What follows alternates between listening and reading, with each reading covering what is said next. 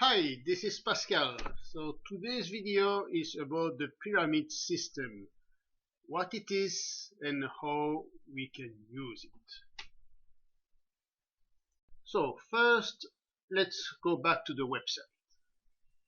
You see here the effective volume website. When you open it, you have on the left side of the database section a large number of options. This is quite complex. It is so complex that it is sometimes difficult for people who are not experienced in my system to retrieve the correct information. This is why I have prepared here the pyramid way of presenting this information. Okay, here's the pyramid. So for those who have been on the website before, you can see this is a new version of the pyramid. It is a simpler version. You can see that you have three layers. You have the market layer, the sectors layer, and then the stock layer. So the market layer is basically my market direction model. It is a 20-day based model, and this model will show you only three types of information: long, short, or cash. Beside the 20-day information, we also have here the 5 days, the next 5 days information. For example, this shows that in the next 20 days we are probably going to be short, but we expect a small bounce in the coming 5 days. Okay, here is the sector. The sector shows only one type of information. Is the sector short or is the sector long? If the sector is in short mode, then most probably it will be easier to find good shorts in that sector. Here you have the short rating. This rating is between 0 and 100. A short rating of 92 indicates that the sector is very high in my short rank list. This is why you have two red dots here. You see the color of the dots. The more red indicates that the stock is probably good to short. For Apple, you have a mixture of white, red, and green, which indicates that there is no real advantage of going long or going short for Apple. Okay, let's now go and see the stock section. So you have three types of information in this section. The first one is the large players accumulation.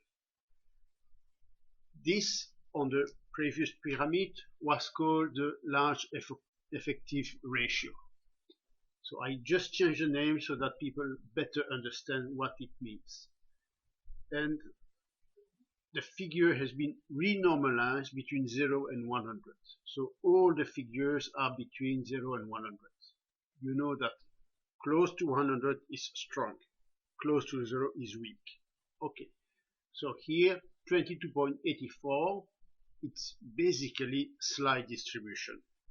And because it's slide distribution, you have a red dot. Okay, so you don't need to go to more figures to understand that people are slightly selling Apple. Apple has a 20-day price relative strength of 49, which is just in the middle of the pack. Not that interesting. And Apple has a selling bias of 9%. The selling bias was named the supply level in the previous version of the pyramid.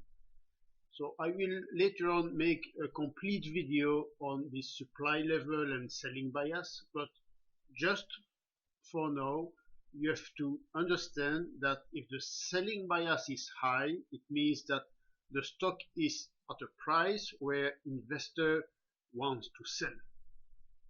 So here, if we have a selling bias lower than 10%, this is 9%, it means that the stock is relatively stable. This is not a good place to short. You have first, if you want to short Apple, you first need the price to go further down. Okay, so for Apple, you have the general rating, which is in fact is a summary of the stock information and the sector information. This general rating is 33.2. So we can type another name like Microsoft.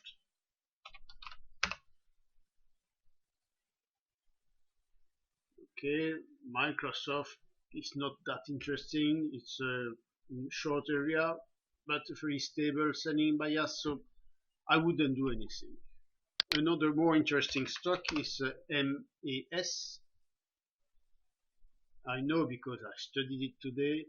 And yes, indeed, this MAS is a 5-star, so it's a long stock. It's a very good general rating, very strong selling bias, very strong accumulation. The sector is in long mode, so it's basically this is a stock you want to buy. How and at what price would you want to buy it? Then you need to use the breakout calculator.